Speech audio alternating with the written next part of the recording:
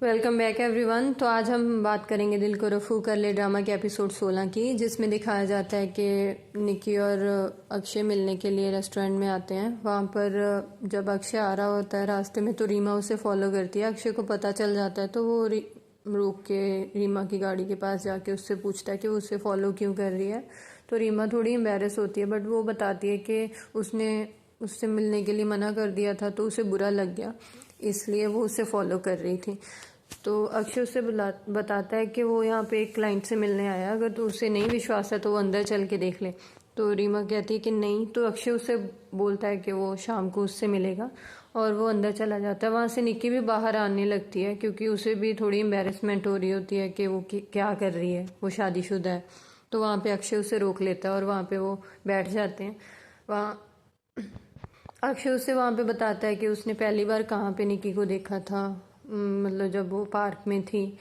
तो निक्की भी सोच रही होती है कि तब उसका ईशान के साथ रिश्ता तय हुआ था। तो वो उसे बताता है कि वहाँ पे उसको इसका इयररिंग मिला था और निक्की को वापस कर देता है। तो वहाँ पे वो बातें कर रहे होते हैं। ईशान का कॉल आता है। ईशान उससे पूछता है वो कहाँ है, तो उसे बताती है कि वो फ्रेंड से मिलने आई थी और अब प्रीति दीदी के घर है।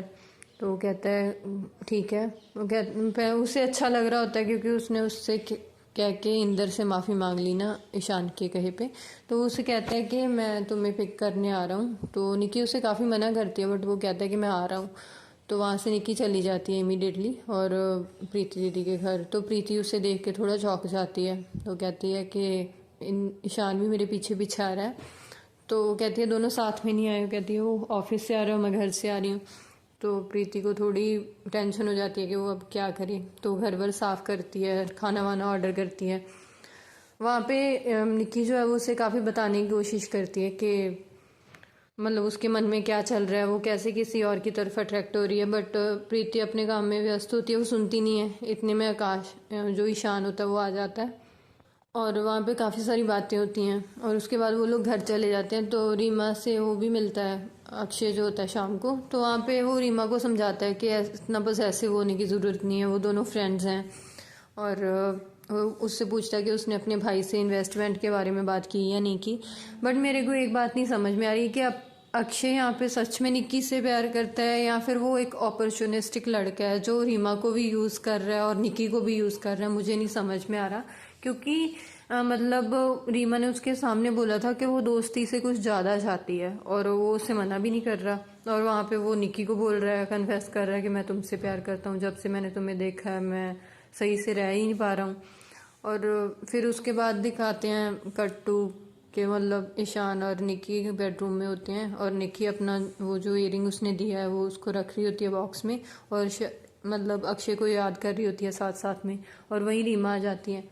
तो निक्की उठ के बाहर चली जाती है। तो निक्की बाद में वापस भी आती है अपना झुमका लेने के लिए और रीमा बता रही होती है ईशान को कि आप इन्वेस्ट कर दो अक्षय के बिजनेस में, मेरा बहुत अच्छा फ्रेंड है। तो ईशान उसे बोलता है कि वो सोचेगा।